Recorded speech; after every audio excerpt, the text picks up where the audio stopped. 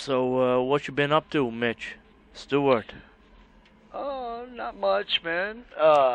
Getting ready to head to Tampa and lay down the tracks to this new CD, man. So, how But many songs you guys got written already for this new CD, Circle to Circle? I got. Let's see. We've done. I think we're sticking with 11. I wrote, geez, maybe 14, 15 songs, and we settled for 11. Those were the strong ones. So, and we got a couple of surprises going to happen on this album as well. So there's actually going to totally be, 11, 12, 13, I think 14 tracks total. So I know that sounds crazy, but I can't tell you what the deal is yet. When can we possibly see a release of this?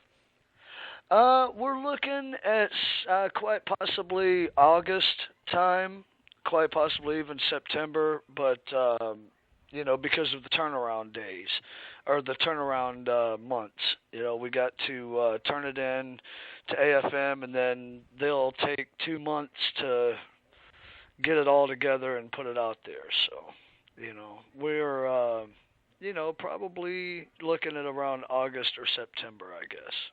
What's this new album going to be titled? It's going to be Consequence of Power, and it's actually a concept CD.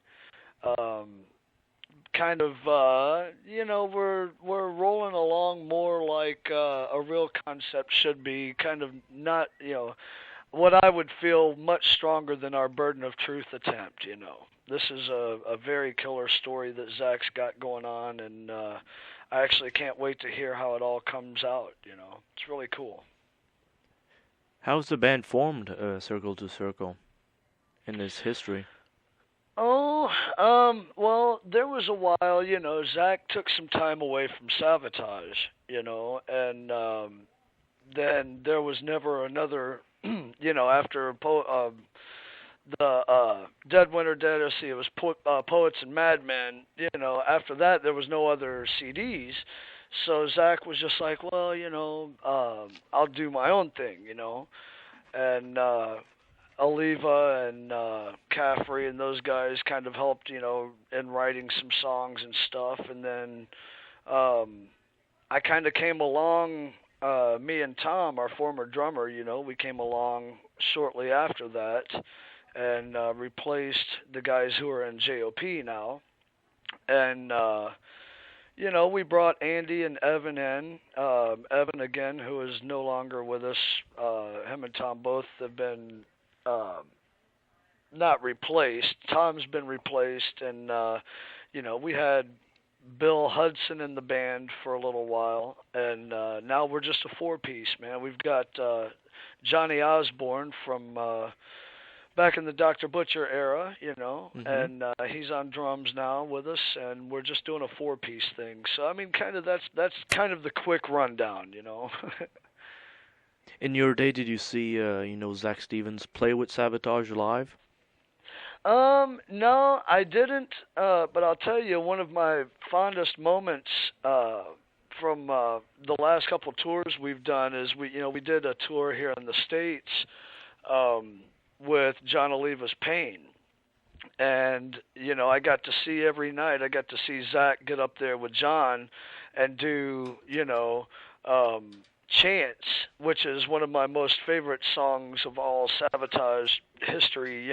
Chance is a great song, and it also launched the whole Trans-Siberian Orchestra thing. John himself will say that that was the first Trans-Siberian Orchestra song. So, but it was really cool. That was about as close to seeing him perform with Savatage, live. How does it feel being, so close to the Savatage family and Trans-Siberian Orchestra? I love it. I'll tell you, Jon Oliva has played a big role in my life as far as writing my music, and because I write the music for Circle to Circle, and Zach writes the lyrics and the vocals, so I've had to really kind of when I first came along and started writing, I had to really kind of crawl in the best I could to John's head, and try and get his attempt. And I mean, I'm way far from that, but in doing that, I became a really, really huge fan. Not that I wasn't before, but and then to be able to go out on tour with him, and there was many, many, many really cool nights where he just kind of grabbed me and in a big bear hug, and he'd call me kid. He's a very, very cool guy. I love Jon Oliva. He's awesome. So it's a big honor every time I get to go out and just have a drink with the guy. Shit, man, he can really drink a lot of Jägermeister. Should be a good feeling, It's to be yeah, in it is that a great circle of friends. feeling. For writing, let's say, like you're mainly the music writer in the group, circle to circle. Mhm. Now, do you approach it with a bass first or guitar or keyboards? No, I actually, since I've gotten in the band, I've been doing, the rhythm guitars, and the bass and the keyboards and all that stuff. Andy comes in and plays his solos. So I mean, usually, I have a different technique, just about all the time. I'll have a melody in my head, and then I'll go home and I'll put it down, and it could end up being a keyboard melody, and then I'm writing all this other stuff to go with it. Sometimes I'll write from a bass riff.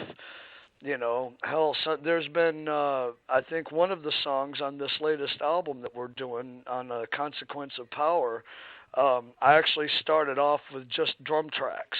I just sat down and programmed some drum tracks, and because I liked the way this groove was and that groove, and ended up writing a song around that. So I've got a few different techniques, but for the most part, I'm kind of a guitar in hand kind of guy. I'll put the guitar or a piano. I've learned to do a lot of the writing on piano. So. And that's where all the melody stuff comes from too, So it's pretty cool. I like writing with the piano.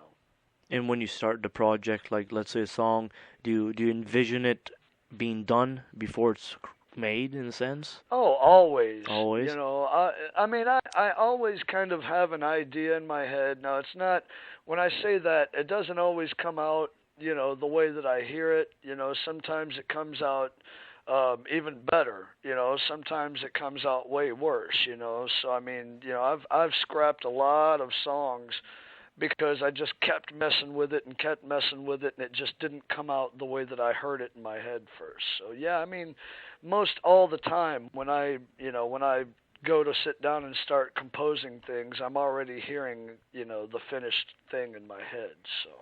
Do you do it with a, let's say, a 4-track recorder, or your computer system? I've got Nuendo at home. I've got a home studio, and a couple of computers and the mix boards and all that good stuff, and pretty much everything I need right here. And I just I'll come up with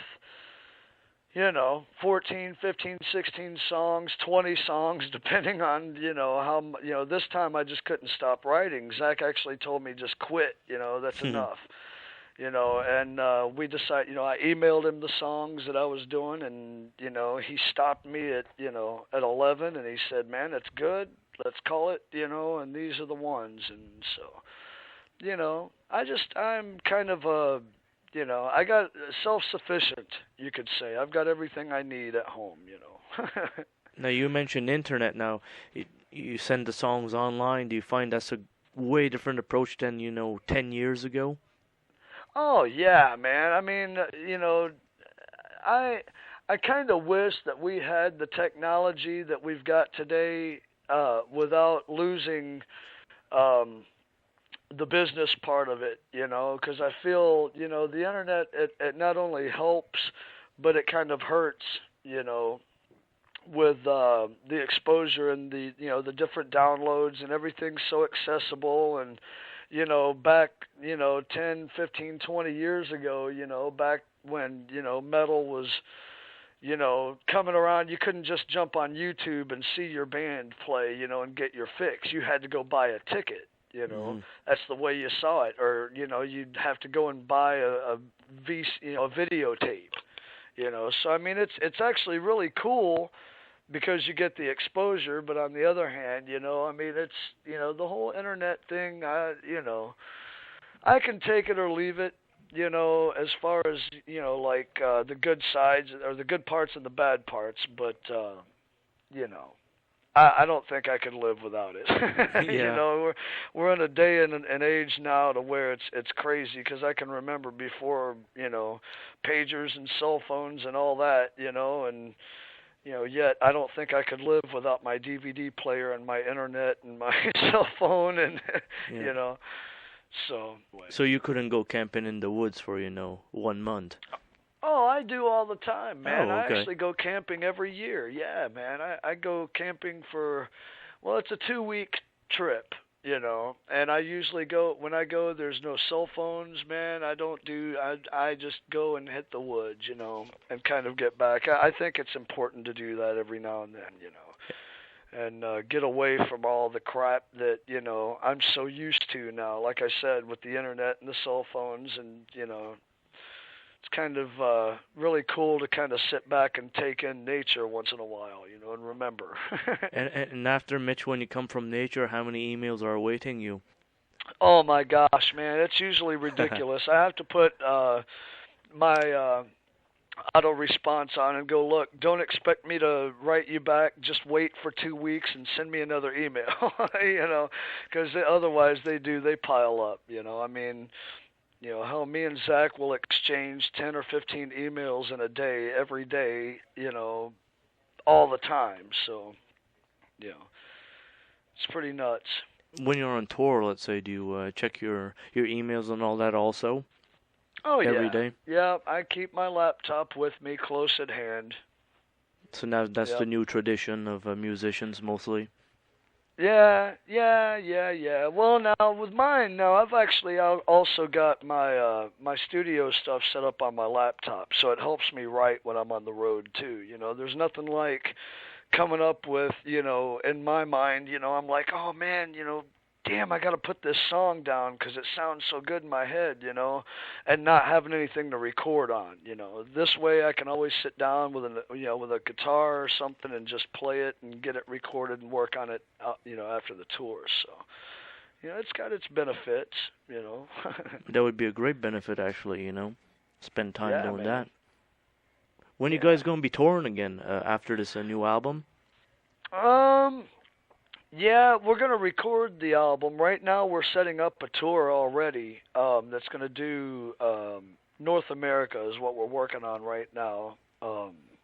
With Ronnie Monroe, formerly of Metal Church, and we're trying to put the package together. I don't know about all of that. I wish I could tell you, but I got so much. Like right now, my main focus is the album, because like I said, I'm going. 2 weeks from today, actually, I'm going to.